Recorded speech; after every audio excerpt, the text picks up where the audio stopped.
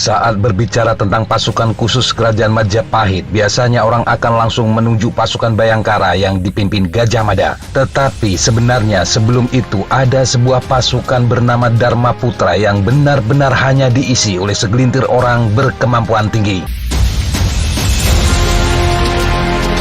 Kisah tentang pasukan Dharma Putra ini tertulis dalam kitab Negara Kertagama dan Pararaton.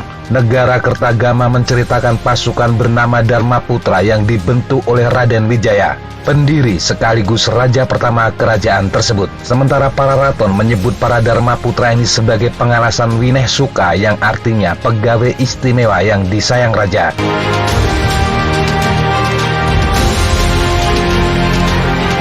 Pasukan ini bertugas mengawal dan mengamankan raja. Tidak main-main, anggotanya hanya 7 orang. Mereka adalah Rakuti, Rasemi, Ratanca, Rawedeng, Rayuyu, Rabanya, dan Rapangsa. Mereka adalah tokoh-tokoh yang mengawal Raden Wijaya ketika dikejar Jayakatwang yang menyerbu Singasari pada akhir kekuasaan Raja Kertanegara.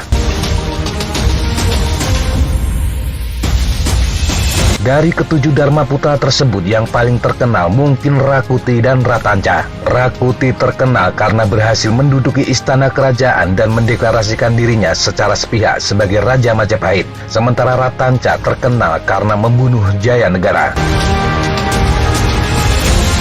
Tidak banyak catatan tentang Dharma Putra termasuk dalam prasasti yang ditinggalkan kerajaan tersebut. Minimnya catatan ini kemungkinan besar karena ketujuh orang ini pada akhirnya semuanya tewas dengan status sebagai pemberontak pada masa pemerintahan Raja kedua Majapahit, Jayanegara. Seluruh personel pasukan elit ini tewas di tangan Gajah Mada dan pasukan Bhayangkara yang dia pimpin. Dikisahkan selepas kematian Raden Wijaya, Jayanegara naik tahta sebagai Raja Majapahit. Sayangnya raja muda ini banyak dipengaruhi oleh tokoh bernama Mahapati yang dikenal licik. Jayanegara merupakan putra Raden Wijaya dari istri selir bernama Darapeta.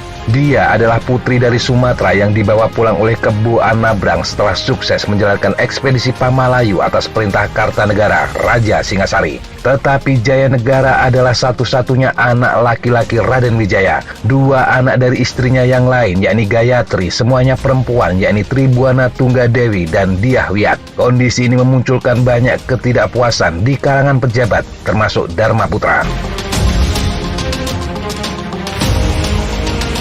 Gesekan Dharma Putra dengan pemerintah Majapahit dimulai dari peristiwa pembunuhan Patih Nambi. Dalam Kidung Sorandaka dikisahkan pada tahun 1316 ayah Patih Nambi yang bernama Pranaraja meninggal dunia di Lumajang. Salah satu anggota Dharma Putra yakni Rasemi ikut dalam rombongan pelayat dari Majapahit. Saat itu Mahapati kemudian menyebar kabar bohong ke Jayanegara bahwa Nambi hendak memberontak. Jayanegara yang termakan isu kemudian mengirimkan pasukan menggempur Lumajang mengakibatkan Nambi dan Rasemi tewas. Terbunuhnya Rasemi memunculkan dendam 6 anggota Dharma Putra lainnya. Puncaknya pada tahun 1319 Rakuti bersama Dharma Putra lainnya berhasil menggalang kekuatan untuk memberontak. Pemberontakan dipimpin oleh Rakuti dan hanya 1 anggota Dharma Putra yang tidak bergabung, yakni Ratanca. Bisa jadi karena dia sebenarnya bukan prajurit tetapi seorang tabib.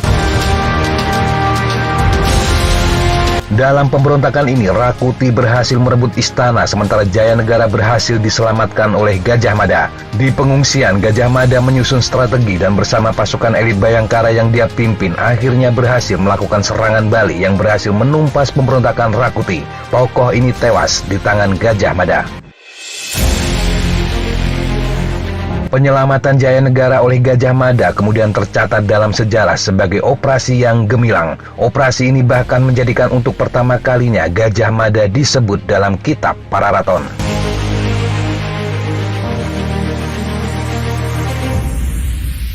Misi sukses Gajah Mada ini akhirnya membawa Jaya Negara kembali ke tahta Majapahit. Pada saat itu dia baru menyadari pengaruh buruk Mahapati hingga tokoh itu pun akhirnya dihukum mati. Sebagai penghargaan kepada Gajah Mada, prajurit itu pun diangkat menjadi patih di Kerajaan Daha. Sayangnya Jaya Negara sendiri tidak banyak berubah dalam hal sikap. Bahkan dia melarang adik-adik perempuannya untuk menikah karena khawatir suami mereka akan merebut kekuasaan. Catatan lain bahkan menyebutkan Jaya Negara justru akan menikahi dua adiknya itu untuk mengamankan tahta. Selain pemberontakan Rakuti, pada masa Jaya Negara pecah pemberontakan Ronggolawe tahun 1309 dan pemberontakan Lembu Sora pada tahun 1311. Jaya Negara kemudian mengakhiri kekuasaannya secara tragis dengan dibunuh oleh Ratanca, satu-satunya anggota Dharma Putra yang tersisa. Saat mengobati bisul sang raja, Ratanca menusuk Jaya Negara hingga tewas. Sementara Ratanca tewas sesaat setelah kejadian karena dibunuh oleh Gajah Mada. Kematian Jaya Negara meninggalkan misteri tentang siapa sebenarnya dalang pembunuhan tersebut. Berbagai tafsir para ahli terhadap kitab para raton menghasilkan dugaan yang berbeda-beda. Ada yang menyebut Ratanca sebagai pelaku sekaligus dalang karena sakit hati istrinya diperlakukan tidak senonoh oleh Jaya Negara. Dugaan lain justru mengarah pada Gajah Mada yang juga sakit hati karena istrinya diperlakukan sama. Kemudian dia memanfaatkan Ratanca untuk melakukan pembunuhan. Untuk menutupi jejak tersebut, Ratanca kemudian dibunuh tanpa pengadilan. Dugaan yang paling mengejutkan, bahkan ada yang menduga Gayatri yang merupakan ibu dari Tribuana Tunggadewi yang merancang pembunuhan tersebut. Hal ini karena ingin mencegah Jaya Negara menikahi adiknya. Gayatri diduga bekerja sama dengan Gajah Mada. Setelah Jaya Negara mangkat, Tribuana Tunggadewi kemudian bertahta di Kerajaan Majapahit. Yang jelas, habisnya kekuatan Dharma Putra membuat Bayangkara menjadi satu-satunya pasukan elit saat itu. Gajah Mada sebagai pemimpin pasukan itu pun akhirnya memiliki jalur karir tanpa penghalang.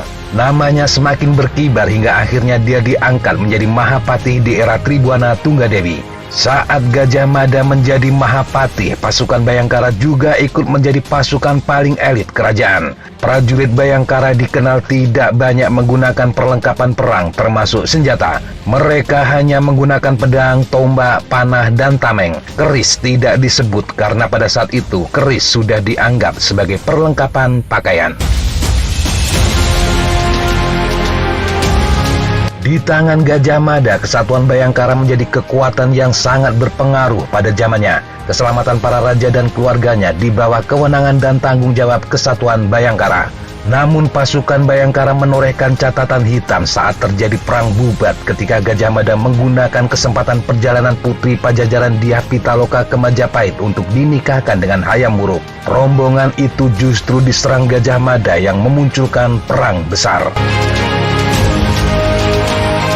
Sepeninggal Gajah Mada, keberadaan pasukan Bayangkara tetap ada. Bahkan ketika Majapahit berkonflik dengan Demak, bangsawan Majapahit menyelamatkan diri ke sejumlah daerah termasuk ke Bali dengan pengawalan pasukan Bayangkara.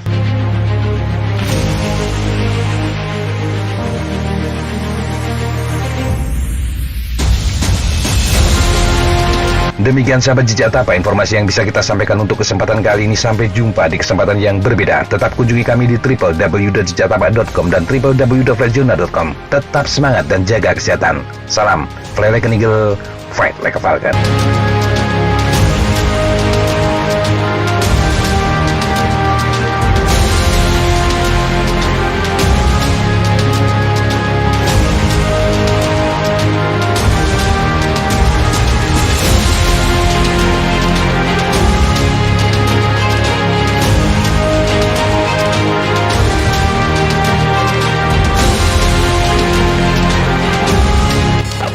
That's all I'm going to take today. Okay, sir. Thanks for coming on. Good flight. And thank you guys. Appreciate it.